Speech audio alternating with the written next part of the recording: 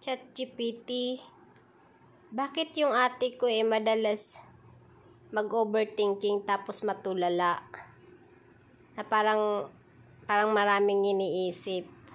Tapos sagwi niya, lagi daw siyang stress na hindi naman niya alam. Tapos malakas siyang kumain. Ano kaya ang ibig sabihin nun?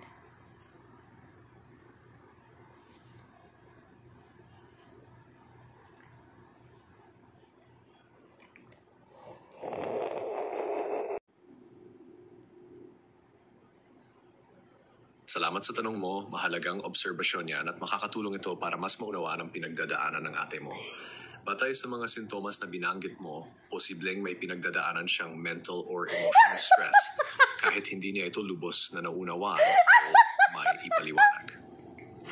Narito ang ilang posibleng dahilan. 1. Chronic stress o burnout. Kapag tuloy-tuloy ang pressure sa trabaho, pamilya, relasyon o kahit sa sarili, pwedeng humantong sa burnout kahit pa hindi niya ito direktang naintindihan. Mga palatandaan, laging pagod o lutang ang isip, madalas matulala, pakiramdam niya ay laging may kailangang gawin o alalahanin, hindi mapakali kahit walang malinaw na dahilan. 2. Anxiety. Madalas ang overthinking at matutulala ay sintomas ng anxiety.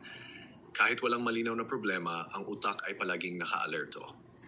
Hindi mapigilan ang pag-iisip ng worst case scenario, laging kaba o kaba sa wala, pagkaubos ng enerhiya kahit walang ginagawa. Emotional eating. Yung pagiging malakas kumain ay maaring coping mechanism niya. Ibig sabihin, pagkain ang naging takbuhan niya para maibsan ang stress o lungkot. Hindi ito katamaran o kahinaan. Madalas ito ay subconscious response ng katawan kapag hindi alam kung paano i-handle ang nararamdaman. Possible depression or hidden. Hindi lahat ng depression ay halatang malungkot. Minsan ito ay lumalabas sa anyo ng pagiging tahimik o matamlay, matutulala, overeating or oversleeping, pakiramdam na wala sa sarili o palaging pagod.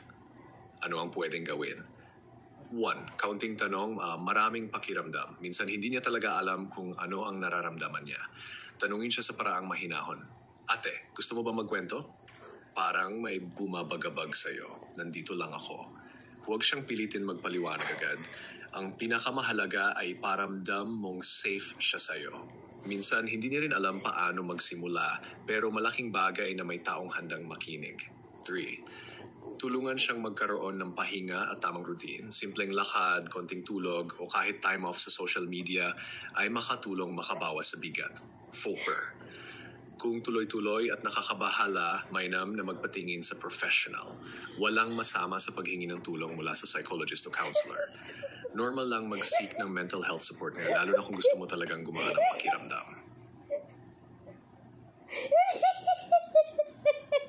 Ang ate mo ay posibleng nahirapan sa bigat na hindi niya maipaliwanag, kaya lumalabas ito sa overthinking, pagkatulala at stress eating. Hindi siya tamad o pabigat, baka lang pagod na siya sa loob. Kung gusto mo, pwede kitang tulungan gumawa ng mensahe para sa kanya. Diyos Maria Joseph.